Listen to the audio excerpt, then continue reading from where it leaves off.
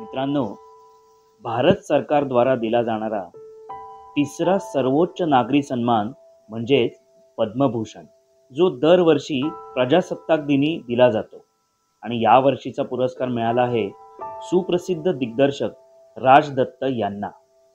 तर आज आपण राज दत्त यांच्या कार्याचा थोडक्यात आढावा घेणार आहोत। तर राज दत्त यांचं पूर्ण नाव दत्तात्रय अंबादास मायाळू। त्यांचा जन्म सन 1932 मध्ये झाला। कला क्षेत्रातले त्यांचे गुरु म्हणजेच राजा परांजपे यांच्या नावातील राज आणि स्वतःच्या नावातील दत्ता हे घेऊन ते राज दत्त या नावाने ओळखले जाऊ लागले।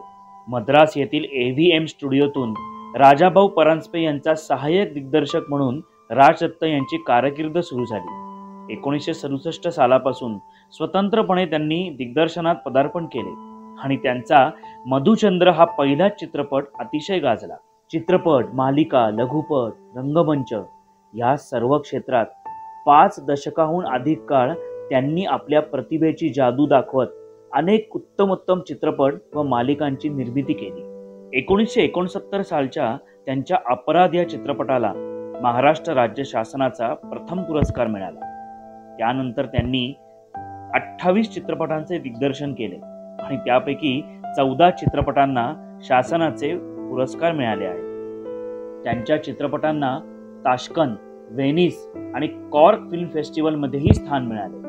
मालिका क्षेत्रातही त्यांनी आपली वेगळी ओळख निर्माण केली। एकूण 10 मालिकांचं दिग्दर्शन करताना गोट्या, मर्मबंध आणि विनायक दामोदर सावरकर ही हिंदी मालिका या सगळ्या मालिका त्यांच्या विशेष गाजल्या।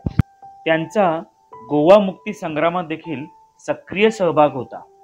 त्यांनी प्रामुख्याने राष्ट्रभक्ती, सामाजिक प्रश्नांची तळमळ आणि चिंतनाला चालना देणारे चित्रपट बनवले। कला क्षेत्राबरोबरच राष्ट्रीय स्वयंसेवक संघाच्या माध्यमातून राष्ट्र उपयोगी कामांमध्येही त्यांचे खूप मोठे योगदान आहे। राज दत्त यांना परिवर्तन तर्फे मानाचा मुजरा।